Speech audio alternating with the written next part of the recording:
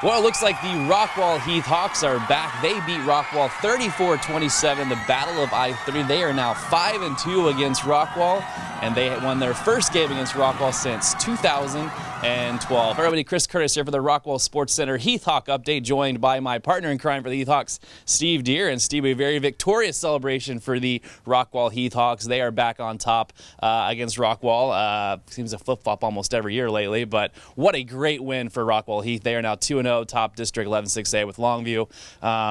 You couldn't have asked for anything better. Couldn't have written a better script for that game in general. It was back and forth, an absolute tennis match, and Rockwall Heath comes out with the interception at the very end to seal the deal. And what a great victory for the Heath Hawks moving forward here.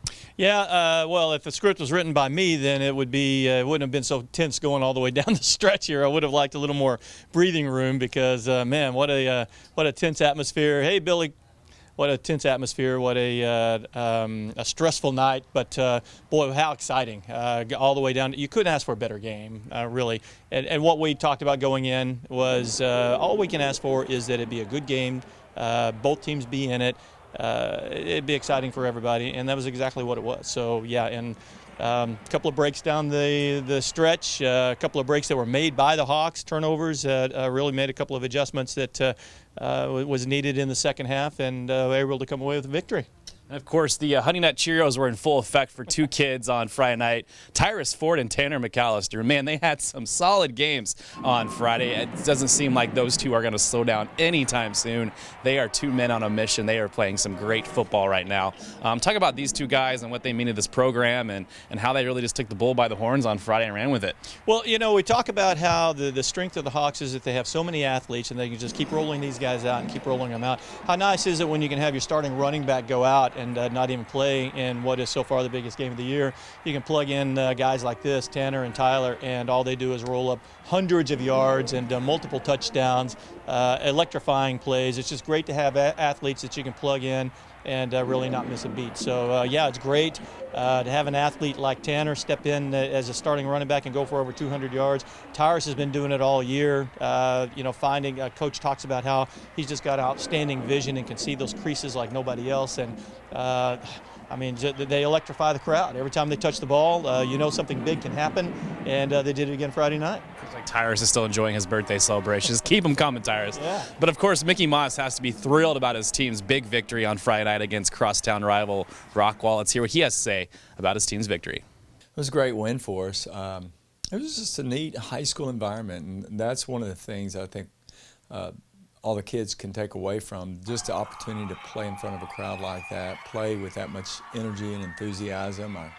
Our student body was really loud and supportive and excited, and the biggest thing for us is down the stretch, you know, with a game like that, as close as it was, and for us to be able to pull out the victory and win a tough game like that. That's a lot of growing up that takes place in a game like that. And it was really good. I was really proud of our kid, proud of our coaches. I think our coaches did an incredible job preparing.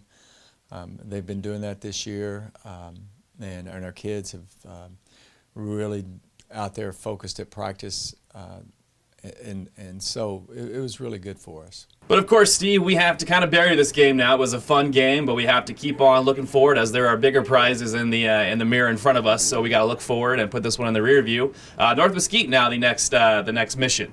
They are a very, very good football team, a very athletic football team.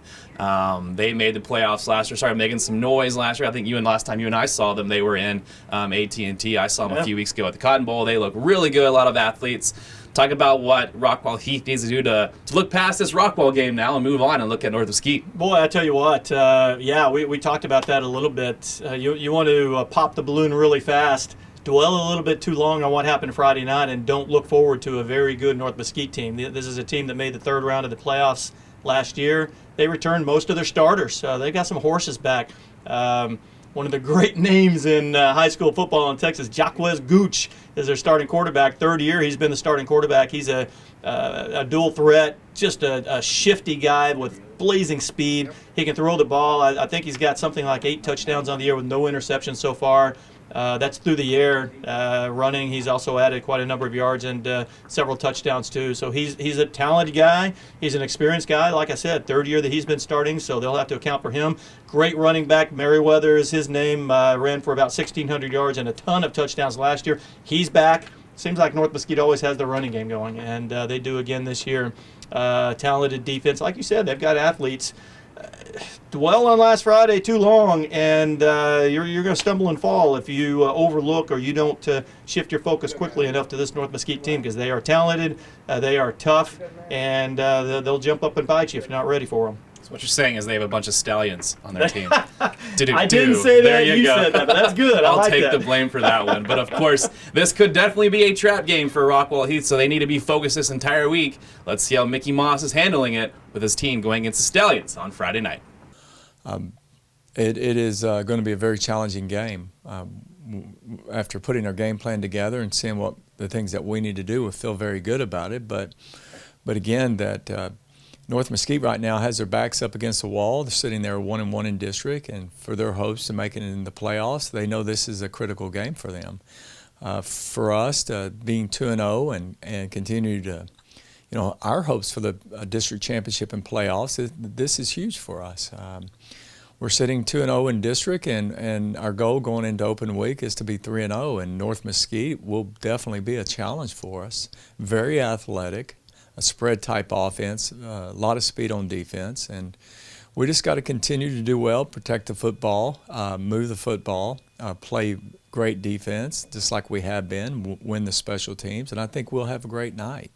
And, of course, the Hawks are back home, kind of, sort of. They were on the visitor side last week. Now they're back home, but on the home side. So they will take on North Mesquite at home here at 7:30. And you can listen to the game at www.rockwallisd.com as usual. Of course, the Stallions are 1-1 in district. Rockwall Heath 2-0. And, of course, we can wrap up again this upcoming week. And I look forward. We can reminisce one more time back here on the I-30 Classic. I know the Heath Hawks are still loving that, and the fans are still loving that victory. But, of course, a great overall week for Rockwall Heath, and hopefully that continues going into the bye week, week after next. Well, yeah, I'll say that first of all, great support Friday night. The stands were packed. The dark side was just hyper electric on Friday night. The Heath fans just really rolled out and supported the team. Do it again this week. Let's get the stands packed again. This team is on a roll. They might be onto something special here, and they deserve your support. So let's show up Friday night, and let's give them the support again. My daughter, actually, for the first time, she's a junior over here, for the first time she sat in with the dark side.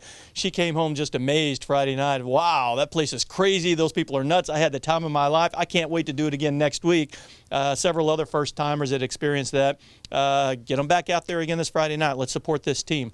And let's come away with a victory and, like you said, roll into the bye week. And I did want to say one other thing, by the way. Rockwall was the home team on Friday night, and so by rights, Billy and his crew had the home booth, and they were extremely gracious, Billy and David and Brian, in welcoming me and Chad in. It's always kind of a tense situation when you do that. Who's going to do what? We don't want to step on anybody's toes. We want to give everybody a chance to say what they want to say. Who's going to do what?